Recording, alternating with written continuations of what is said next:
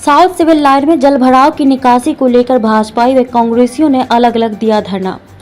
South civil line व आसपास की कॉलोनी में हुए जल भराव की समस्या से निजात दिलाने के लिए आज शाम के समय भाजपा व कांग्रेस के नेताओं ने जमकर राजनीति की, लेकिन निकासी की व्यवस्था किस तरह हो इस पर कोई चर्चा नहीं की। चर्चा हुई तो बस एक दूसरे में कमी निकालने को लेकर। आज दिन में पूर्व मुख्यमंत्री हरीश रावत ने कांग्रेस पदाधिकारियों के साथ साउथ सिविल लाइन क्षेत्र का दौरा किया और शाम 4 बजे तक निकासी की व्यवस्था करने की चेतावनी दी थी, जिसके बाद पूर्व मुख्यमंत्री तय समयानुसार साउथ सिविल लाइन कॉलोनी के गेट पर पहुंचे और जलभराव के बीच धरना शुरू किया।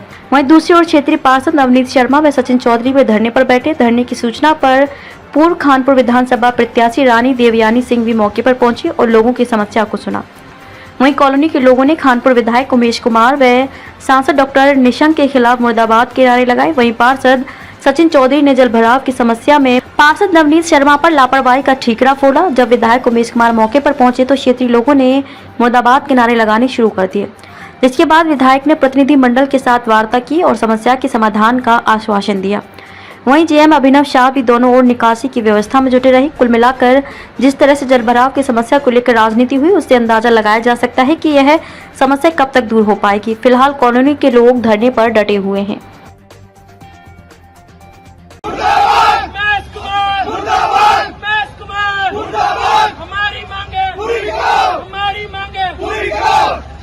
नेता लोग मुर्दाबाद, मुर्दाबाद, नेता लोग मुर्दाबाद, मुर्दाबाद, नेता लोग मुर्दाबाद। हमने सुबह सुझाव दिया था कि पीछे की तरफ खदान करो और शक्तिशाली पंप लगाओ जिससे ये पानी की निकासी हो सके, और इन्होंने उसका अनुपालन नहीं किया, वो पालन नहीं किया। इसलिए मुझे जो दिया हुआ समय था 5 बजे तक का, यहाँ आकर के जल तप शुरू करना पड़ा है।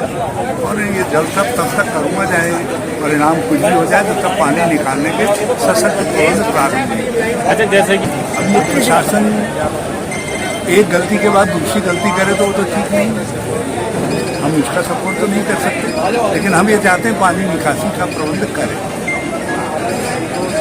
पार्टी अपना विपक्ष का धर्म अदा कर रही है। जो हमने विपक्ष में जनता ने प्रहरी के रूप में बनाया है, वहाँ हम हैं। सरकार सीरियस नहीं है इस पानी को लेकर। ये साउथ सिविल लाइन्स हरिद्वार जनपद का एक सांकेतिक हमारा धरना है।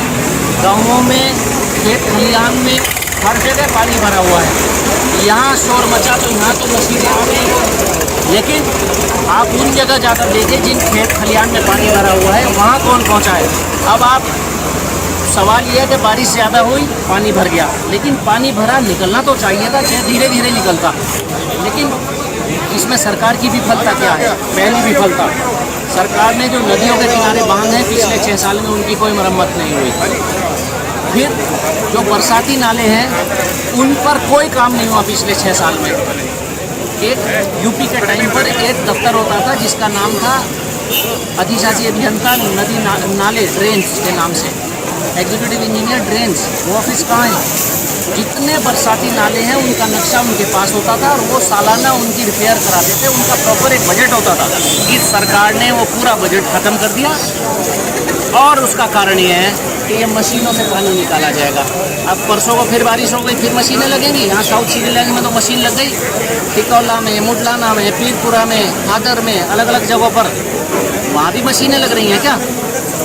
तो यहाँ मीडिया है, हम लोग बैठे हैं, तो यहाँ विपक्ष का हम रोल प्ले कर रहे हैं, तो मशीन आ गई। वहाँ कहाँ? वहाँ कोई नहीं है। तो ये तो एक सांकेतिक जिला हरिद्वार की तरफ से हमारा एक यहाँ पर एक धरना है और हम जनता की तरफ से सरकार को चेताना चाहते हैं कि जहाँ जहाँ बरसाती नाले हैं उनकी सफाई करवाए, और जहाँ जहाँ पानी भरा हुआ है, फसल गन्ने की, धान की, पशु चारा पूरी तरह ख़त्म हो चुका है, ये फसलें ख़त्म हो चुकी, और आने वाले वक्त में इन पानी की वजह से बीमारी का खतरा बढ़ रहा है, मकान ढहने का खतरा बढ़ रहा है। ये एक आने वाली समस्या से सरकार को हम चेता रहे हैं। सरकार का अमला अभी सड़क पर कुछ दिखाई नहीं दे रहा, तो ये सरकार चेते, जागे, नहीं जागी तो हम लोग अपना धरना जारी रखेंगे। ये मैं आपको भी ले चलता हूँ, अगर किसी भी गाँव में एक प्रशासनिक अधिकारी भी वहाँ पहुँचा हो, सरकार का कोई नुमाइंदा पहुँचा हो, भारतीय जनता पार्टी के सांसद या विधायक पहुँचे हों, कोई अपनी जगह मौजूद नहीं है।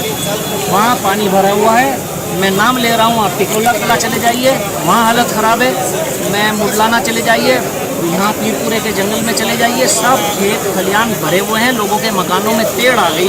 अभी मैं पीरपुरा से आया हूँ, टेढ़ आ गई। मंगलौर प्रॉपर आप चले जाइए, रुड़की चले जाइए, तब कहाँ के नाम लूँ, पूरे ज़िला हरिद्वार में यही हालत है, यही पानी भरा हुआ है, लोगों के मकान गिरने की स्थिति में। और आने वाले 2-3 दिन में तो मुझे डर है कि जो बीमारियां ना फैलें, डेंगू और प्लेग और कोरोना जैसी बीमारियां फैलने का खतरा भी बना हुआ है। टिप्पणी करूं, जो भारतीय जनता पार्टी का नेता अगर भारतीय जनता पार्टी की सरकार रहते हुए अगर धरना दे रहा है, तो आप इससे बीजेपी की सरकार का अंदाज़ा लगा सकते हैं कि भारतीय जनता पार्टी के नेता को जनता को फेस करेंगे, वो कितना अपने आप को असहाय महसूस कर रहे हैं कि वो अपनी सरकार होते हुए वो अगर धरना दे रहे हैं, तो ये तो इस पार्टी के ऊपर और इन नेताओं के ऊपर एक बहुत बड़ा प्रश्न चिन्ह है।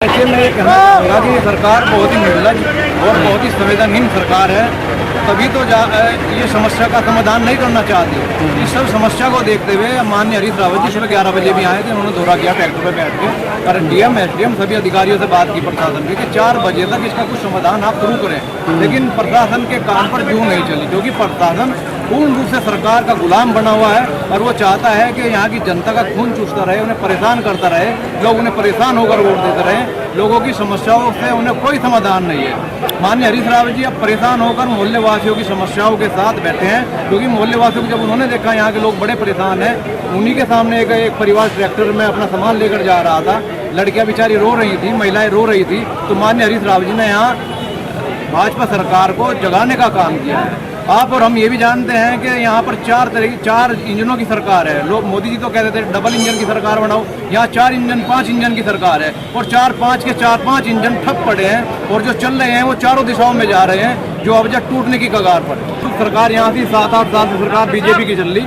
आप देखे क्या समाधान किया इस कॉलोनी में। क्या हम तो लक्सर की तरफ भी घूम गए, ये एक आपदा है, ठीक है, बारिश हुई वो होती रहती है, लेकिन प्रशासन को और सरकार को सुध लेनी चाहिए। प्रशासन और सरकार का कोई भी नुमाइंदा यहाँ पर नहीं पहुँचा है।